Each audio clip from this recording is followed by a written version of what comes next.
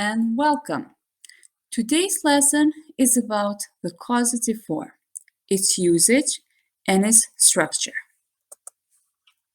Let's say that my sister wanted to change the color of the walls on her room.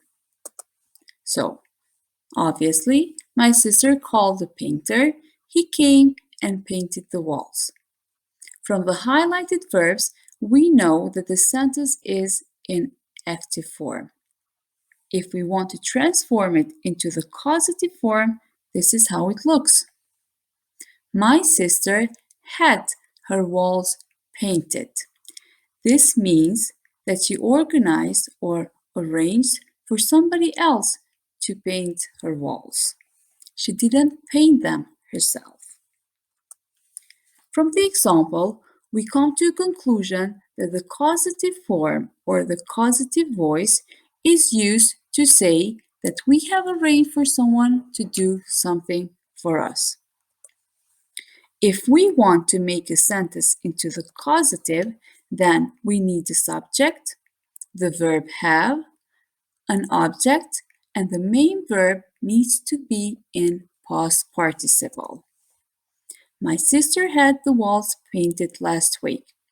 Because I have used the adverb of time last week, I have put the verb have into past simple. Let's see how we transform the verb have into other tenses. In front of you, you've got some examples of how we transform an active sentence into the causative sentence in different tenses. Because these sentences are in active, the subject is the doer of the action. She paints his house. She is painting his house. Now, before we go and analyze, notice that the main verb in the causative form is the same in all tenses. It's in past participle. What has changed is the verb have. And we change the verb have into the correct tense according to what was the tense in the active form. If it was in present continuous, we transform the verb have into present continuous. If it was in past simple, we transform the verb have into past simple. Now, let's analyze this first sentence. She paints his house. The verb we know that is in present simple. And also here, the verb have is in present simple. But from our previous knowledge, we know that if we have the verb have and the main verb in past participle, that we can say that the sentence is in present perfect. But not in this case, because here the subject is not doing an action. She is causing someone else to do an action. Therefore, the sentence is in causative form in present simple. The same goes here.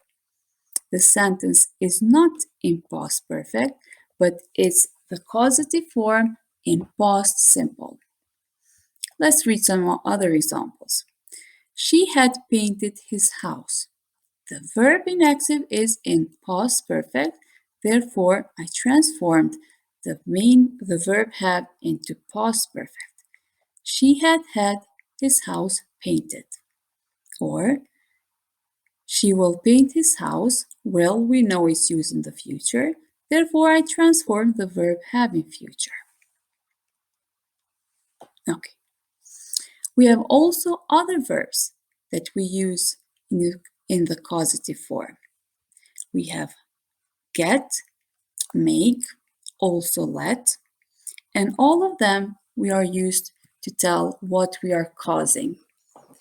But there is a slight difference in meaning.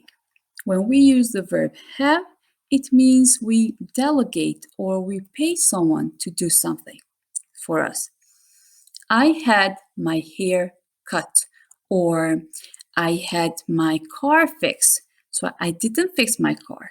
I paid someone else to fix it.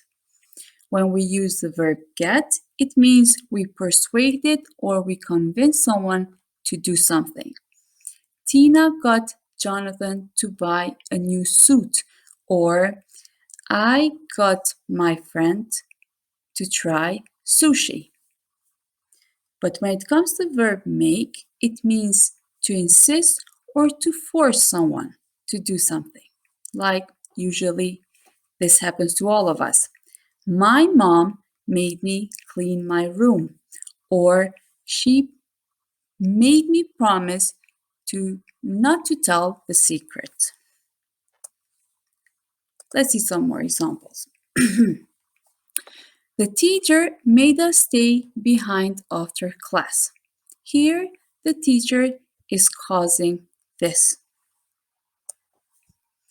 He will have his finding published. So this sentence is in future form of the causative, and he is not publishing his findings, but he is making someone else do it. Or since it's the verb have, he is paying someone publish his finding. The actor has had the documentary tape. The same goes here. The actor is not doing the action, he is causing the action. I got my neighbor to take part in a charity event. So I persuaded or I convinced my neighbor to take part in a charity event.